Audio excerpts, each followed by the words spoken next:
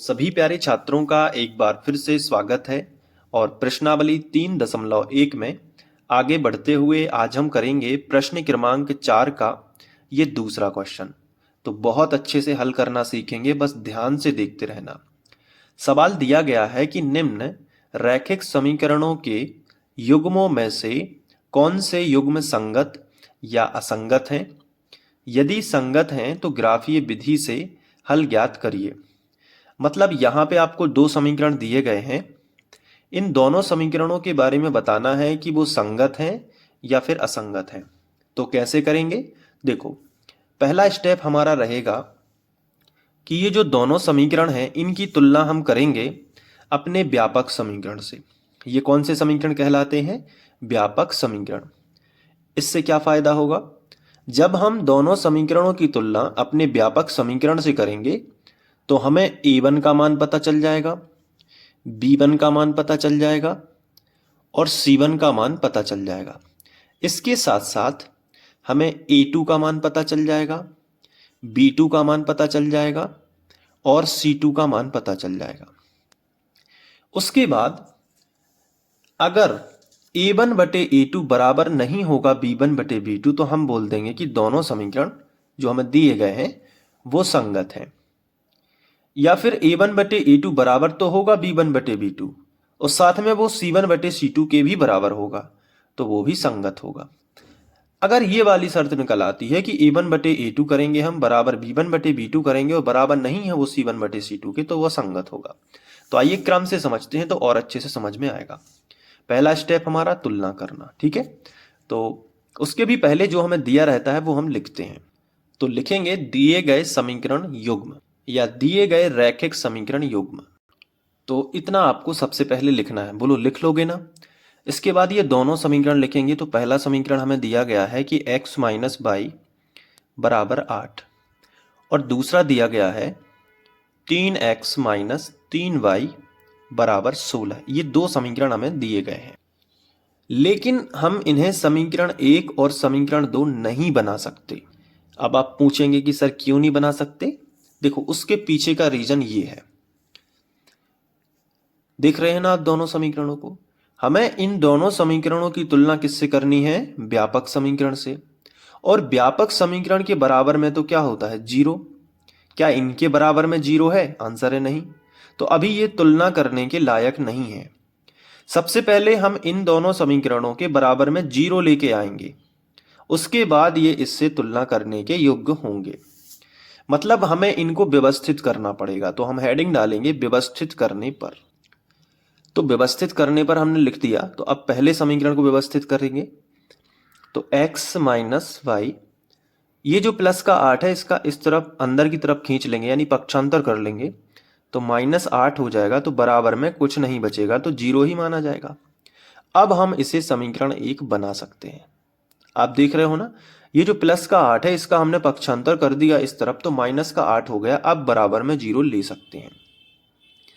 ठीक उसी तरीके से जो दूसरा समीकरण दिया गया है उसमें भी आपको यही करना है। 3x माइनस 3y, यहां से यहां तक तो ज्यों का त्यों लिखो।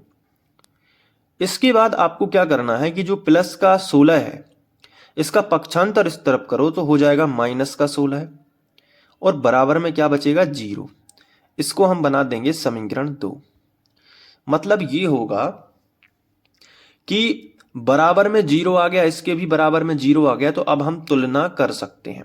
तो लिखेंगे समीकरण 1 व 2 की तुलना व्यापक समीकरण, और व्यापक समीकरण है a1x धन b1y धन c1 बराबर 0, जैसा कि मैंने आपको पहले ही बताया। तथा दूसरा बताइए a2x धन b2y धन c2 बराबर 0 से करने पर। अब हम तुलना करेंगे, ठीक है, से करने पर। अब तुलना करी है तो क्या हो सकता है? यहां मिलेगा a1 का मान बराबर, यहां मिलेगा b1 का मान बराबर और यहां मिलेगा c1 का मान बराबर। ठीक उसी तरीके से नीचे मिलेगा A2 का मान बराबर, यहाँ मिलेगा B2 का मान बराबर, और यहाँ मिलेगा C2 का मान। ठीक है, अब A1, B1 और C1 तीनों के मान मिलेंगे समीकरण 1 से। तो x का जो गुणांक होता है वो A1 का मान है, जो y का गुणांक होता है वो B1 का मान है, और जो अचर पद होता है वो C1 का है। तो x का गुणांक क्या है बताओ? तो आप कहोगे सर कुछ लिखा ही नहीं है। देखो, जब कुछ ना लिखा हो तो 1 माना जाता है, तो A1 का गुणांक माना जाएगा 1। B1 का आप कहोगे सर y के आगे भी कुछ नहीं लिखा तो वहां भी 1 माना जाएगा, लेकिन माइनस है ना साथ में, तो -1 होगा B1, और C1 -8। ठीक है, A2 बता दो, A2 कितना होगा? x का गुणांक कितना है? 3, तो A2 होगा 3। B2 कितना होगा? -3। B2 कितना होगा? -3। और C2 कितना होगा? -16। तो ये आपको यहां तक बन जाएगा ना, यहां तक तो आप कर लोगे। अब क्या करना है? A1 बटे A2 निकालना है। तो आप लिखोगे कि A1 बटे A2 कितना होगा? 1/3। ठीक है, अब इसका अनुपात निकाल दो, इसका और इसका। अब हम B1 बटे B2 निकालेंगे, तो B1 बटे B2 वो कितना आएगा? -1 बटे -3। तो यहाँ पे लिखा -1 और यहाँ पे लिख दिया -3। माइनस से माइनस ऊपर नीचे का कट गया, तो 1/3 आ गया। तो देखो A1 बटे A2 का जो मान है वही B1 बटे B2 का है। तो अब हम C1 बटे C2 भी निकाल सकते हैं। तो C1 बटे C2 निकाल दिया, तो कितना है? -8 बटे 16। तो -8 और बटे माइनस का 16 है। माइनस से माइनस कट गया, 8 एकम 8 और 8 दूनी 16 है, तो कितना आया? 1/2। देखो ये बराबर नहीं आया, तो कह सकते हैं कि ये दोनों बराबर हैं, लेकिन ये बराबर नहीं है। तो हम लिखेंगे कि यहाँ 1/3 तो बराबर है 1/3 के, लेकिन वो बराबर नहीं है 1/2 के। ठीक है, इसका मतलब ये हुआ कि इसलिए कि A1 बटे A2 ये बराबर तो है B1 बटे B2 के, मतलब दूसरा पद भी बराबर है, लेकिन ये जो C1 बटे C2 है ये बराबर नहीं है।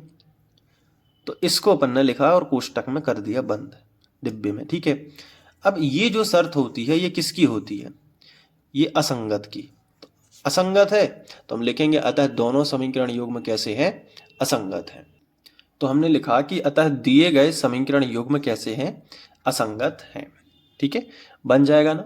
अब असंगत है और इनका कोई हल नहीं है, और आगे आप ये भी लिख सकते हो कि इनका कोई हल नहीं है। ऐसा क्यों मैं बता रहा हूं? मैं ग्राफ से आपको बता सकता हूं। ये देखो, ये ग्राफ है ना, तो इसमें जब इस तरीके की शर्त बनती है तो समांतर रेखाएं प्राप्त होती हैं ग्राफ में। मतलब दोनों समीकरणों के यदि हम ग्राफ खींचना चाहें तो ऐसे आएंगे, कभी टच ही नहीं करेंगे एक दूसरे को, इसलिए असंगत है। अगर एक बार भी टच कर देती हैं तो संगत है। तो अपन लिखते हैं कि इनका कोई हल नहीं है। टच करेंगी तो हल निकलेगा, इनका कोई हल नहीं होता। अगर आप रेगुलर वीडियोस देखते हो तो आपको पता होगा कि मैं क्या बात कर रहा हूँ, क्योंकि आप शुरू से देखना चाहिए आपको वीडियो, है ना, अध्याय 3 बिल्कुल शुरुआत से। अब मैं आपको बताऊंगा कि आपको लिखना कैसे है। यहां से आपको स्टेप बाय स्टेप पूरा सवाल लिखना है, यहां से, इसके बाद यहां पे, फिर इसके बाद यहां। ठीक है, कर लोगे। आगे का नेक्स्ट वीडियो आपको प्लेलिस्ट में मिल जाएगा, जिसकी लिंक मैं डिस्क्रिप्शन में दे रहा हूं, तो वहां से जाके आप क्लिक करके लिख सकते हो, या डायरेक्ट यूट्यूब पे सर्च करते हो चैनल का जो नाम है अपना फ्री ऑनलाइन कोचिंग, वहां से अभी आप पहुंच सकते हो। ठीक है, मिलते हैं नेक्स्ट वीडियो लेक्चर में। Thank you.